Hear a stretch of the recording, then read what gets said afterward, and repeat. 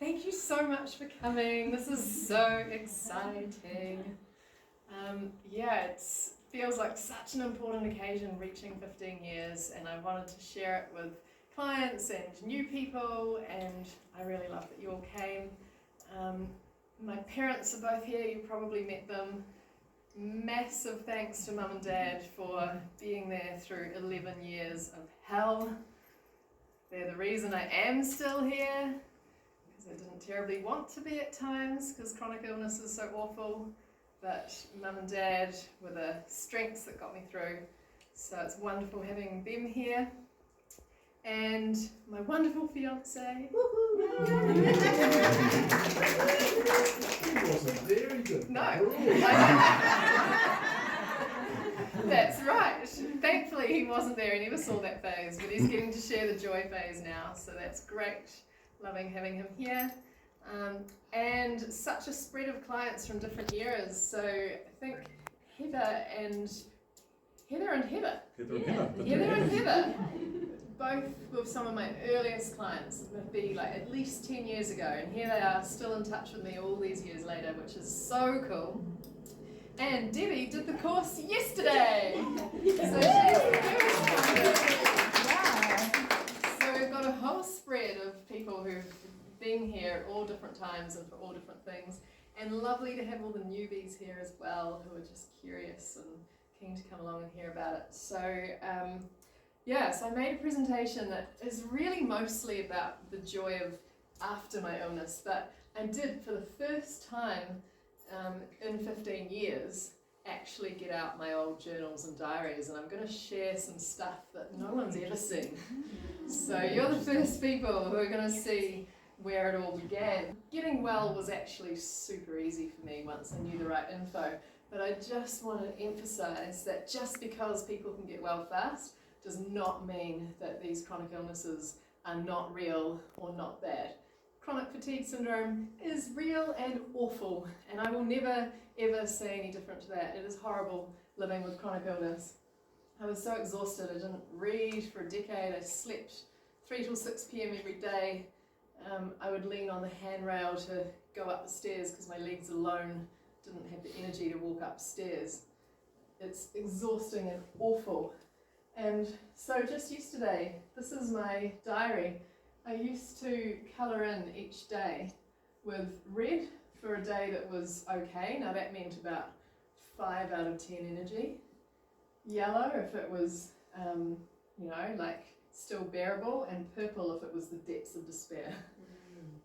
And that is what 6 months of my life looked like. Every single day I wrote down what I did and my fatigue rating my energy rating out of 10. So I just picked these 2 random days because they were very typical of my life back then. Just an endless sea of 1 to 3 out of 10 energy, and rest, half an hour of something, rest, and I also wrote a journal at times, and I didn't want to read much of it because it's pretty dark, but first entry I saw that when I looked into it last night, I was like, that one will do, I'll read it to you. So it says, what a long time since I last wrote, and yet how little has happened. My health has continued to deteriorate. Apparently, large amounts of pain over long periods of time causes the body to produce cortisol, a natural painkiller, and this suppresses other brain chemicals, making you tired, run down, and susceptible to every cough and cold. My brain is run down so much that it is seemingly unable to repair itself now, so I'm taking antidepressants in an effort to increase the brain chemicals again. Lately, I need the antidepressant effect. I don't mind admitting that after 9 months of being in chronic pain, stuck in bed, tired from the most minor of events, I get a little or a lot depressed at times. The last month has been terrible. Following May camp, where I completely overdid things, I spent 3 weeks in bed, sleeping for about 16 to 17 hours per 24, and in chronic pain with muscle flu. 3 joints got dragged out of place by the spasms, 2 in my neck and 1 in my shoulder blades, and they were causing such bad headaches that I couldn't do anything. I didn't leave the house in all that time. I've hardly left my bed. So that's all I can take of that part of the story. I haven't even looked at that stuff in 15 years, but it's dark how bad it was. So let's move forward, because let that one go. 8th to the 10th of June, 08. So exciting. I was in London doing the 3-day program that would totally change everything. So I actually looked through my old manual last night too. Again, I haven't looked at it in 15 years. But this is what I wrote after day 1. So what positive changes have you noticed? Much clearer head, better energy during the afternoon, understand how I sort of notice the tired part, used to notice the tired parts instead of the healthy parts. Energy lasted all day, slept fine last night. That's because we went to Les Mis that night. We did. We went to Les Mis. I was at a course for 6 hours. I then was travelling on London Underground right the way through my normal afternoon sleep time, and then we went out to dinner and we went to see Les Mis that night. So there was, I still had a lot of symptoms, but it was already a huge improvement on how it had been. This is what I wrote at the end of 3 days. Way more energy, stayed awake all day, less predictions, more trust that I'm healthy and can be busy, freedom and contentment that I'm now healthy, energy levels stable, sleep well even if I've had a busy day. And you can see how much joy I had about it. And this is me 2 weeks later in Rome, and I just realised that I was all better. This is the moment. So we walked into Pantheon Square and I saw the great big clock. And I went, oh my gosh, it's 2 p.m. And my friend went, yeah. See, but we left the hotel at 9 a.m. Yeah, that's 5 hours and I've been walking the whole time and I haven't been tired at all and I haven't needed to do any processes on it. I'm all better. And so we had an ice cream right here to celebrate that was the moment that I was all better. So it's actually another week till that moment because I did the course effectively last weekend, 15 years ago.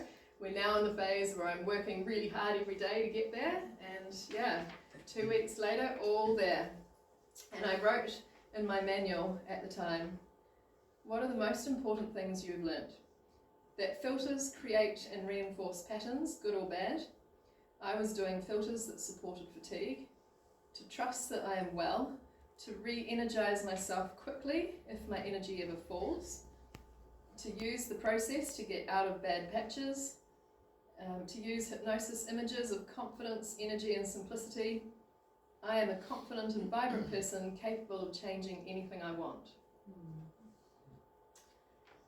So and I wrote to my own practitioner at this 2 weeks mark and wrote, I am completely well, 5 exclamation marks. It's the best feeling ever, 3 exclamation marks. I've been awake all day long, every single day since the first day of the course. Every day my head became clearer and lighter, my energy lifted, my confidence in myself and the course increased. My energy lasted right through the day. I'm travelling in Europe at the moment, so I'm out sightseeing every day, walking all day from 9 a.m. till 11 p.m, sitting down for only about 5 minutes at lunchtime and then over an evening meal. Afternoons slip by easily and happily with thoughts only of things I want to do and never about needing rest. So that was the 2 week mark. So that was the initial phase. I always get my clients to write a list of 8 things they want to do when they're all better. And my original list of 8 that I wrote before my course, here it is. Number 1, go travelling in Europe for 3 months. Number 2, get a flat in Cambridge, England. Get a full-time job as a youth worker in England. Ski through trees. Go to the La Tomatina festival. Have a relationship. Buy a house. Get married. So I had a look at this list. I was like, well, I think this might be the focus of tonight. Let's look at how this panned out for them. It's taken a long time to get to 8. I know. It sure has. Yeah. So let's start with number 1. Go travelling in Europe for 3 months.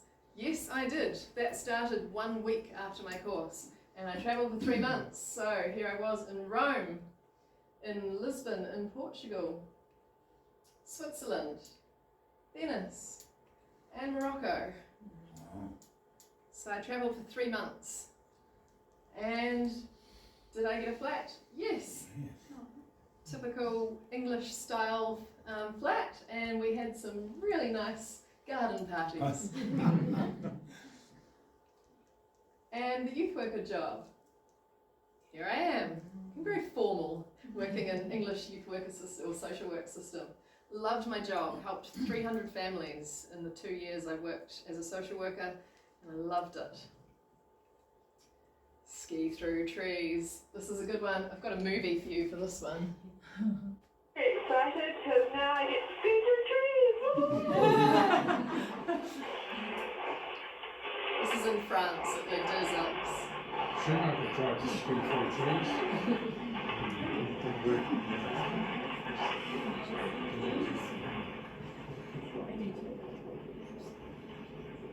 Wow, it's gorgeous. Felt like I was on a Narnia set. It was amazing. It was even better than I'd hoped. So I did the ski through trees maybe 9 months or a year after getting well. And La Tomatina was at the 2-year mark. It was just before I moved back to New Zealand. And here we are. La Tomatina is crazy fun. And if you're wondering, was I actually there? This is me. Yeah, it's madness. If you haven't been, it's a wild festival with far too many people crammed in a very small space, throwing tomatoes that smell like vomit at each other. And until you are knee deep in tomato pulp and you don't even smell it anymore and you just roll in it and swim in it, and it was hilarious. Number 6, have a relationship. Well, this one was more challenging than the 5 you've seen so far. It took me 3 years to start ticking this one off the list, but yes, did start having the first of several. And several hundred first dates. Didn't find this one easy, but I committed to, getting on with the job at hand of having relationships. Buying a house, managed this March 2020. So we're coming forward, for 12 years into my healthy life. March 2020. Bad time to own your first house, a week before the first lockdown. But that's how it went. And get married. Well, all of these were, part 6 was leading into part 8. And I did a lot of switches, several dating courses and a lot of therapy to get there. I really had to work at this one. It's lots of barriers for me in this. But 15 years later...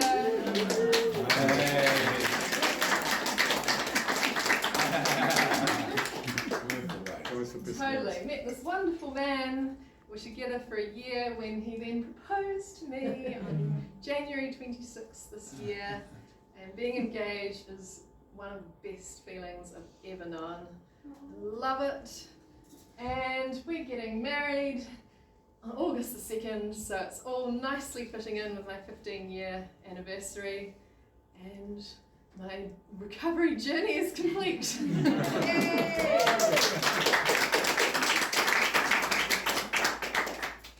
But there's more. That was what I set out to do. That was the plan.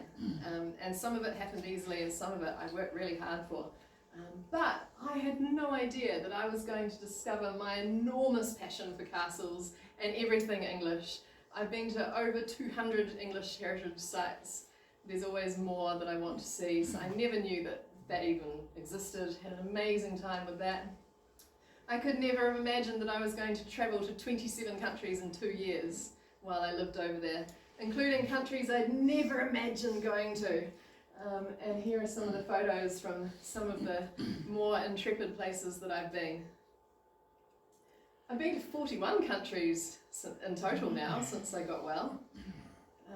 And for my 10-year anniversary of recovery, I went on a cruise in Alaska, and then Mum, Dad and I flew over the Grand Canyon on the 10-year anniversary of my recovery. So that was pretty exciting. And I have a whole new career path I'd never dreamed of when I went to that course. I knew the moment I was all better, I am signing up for that program and I'm going to bring that to New Zealand. So I trained as an NLP master practitioner for 2 years in London, and then I've developed my own program, The Switch, since I've been back in New Zealand. And I've helped over 3,000 people get well So that makes 11 years of hell all worthwhile. Here are some of my clients who joined me for Round the Bays many years ago, which was pretty good. I've been on TV 4 times, which was great fun, mostly the breakfast show, but also the AM show, talking about high-performing anxiety. And I've been at the National GP Conference 5 times now, presenting on chronic fatigue and chronic illness. I was there last weekend, presenting on the main CFS plenary panel on the 15-year anniversary of my recovery. That was trippy as. Yeah.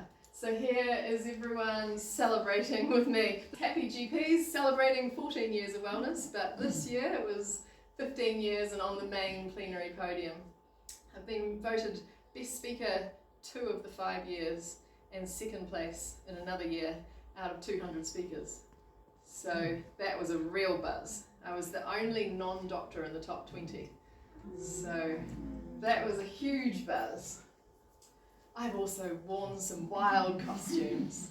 Costumes give me great joy. So I've had some amazing fun times dressing up in all manner of craziness. I've been an awesome auntie, which has given me a huge amount of joy as well. And I've even gone toilet racing. Who'd have thought?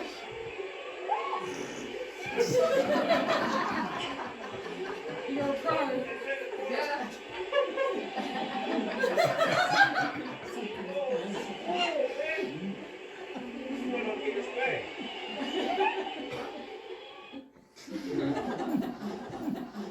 So I've had a blast, and it brings me back to this message that I was given when I was just 21 years old, having already been ill for 3 years, and I was told, CFS is incurable, you must manage your symptoms for life. That message nearly killed me. So I thought, I do not want to be here if this is all it's going to be. And the main message when I present at the GP conference is sharing my story of how devastating that is, and it's not even true. So just last weekend, a doctor came up to me and said, oh my goodness, I have told so many patients, you're incurable, manage your symptoms, and I feel so bad, and I'm never doing it again. I'm like, yes, how many people never have to hear that message again because of that conference presentation? So this is the most important thing that I like to get across to doctors. Stop this message. This is what I think about this message. It's got to stop. It's not true. 75% of my clients have been told they're incurable, and yet over 80% have recovered. In the last 2 years, I've had 95 chronic fatigue clients. 82% of them reported all or most of their symptoms being gone. Only 3% did not get improvement. No one got worse. So it's tiny numbers who weren't getting anywhere. So that message of it's incurable is just so wrong and out of date. Resolution should always be the goal. And that is my big message in the world and at the GP conferences. We've got to focus on getting people well. And the way that I believe we do this is to look at the 5 traps of chronic illness. I'm only going to share on this briefly because most of the room already know all this. But the 5 major traps, that, as I see it, stress is the biggest one of all. The body being stuck in a stress response is a terrible, terrible effect on your wellness. And then we also have bad habits, past trauma, lifestyle and beliefs that impact on wellness. So very, very briefly, when your body is calm, everything works really well, all your systems and organs are online, everything's working. When you're in a stress response, this happens. So now all your energy goes to heart, lungs, limbs, because you need to be able to fight or flight from a tiger. So you're going to steal your energy from every other system. And when those other systems get stolen from for a long period of time, then you end up with all manner of chronic illnesses. And that is the overall essence of recovery, is to calm the stress response. Yay. A massive cheers to being recovered for 15 years.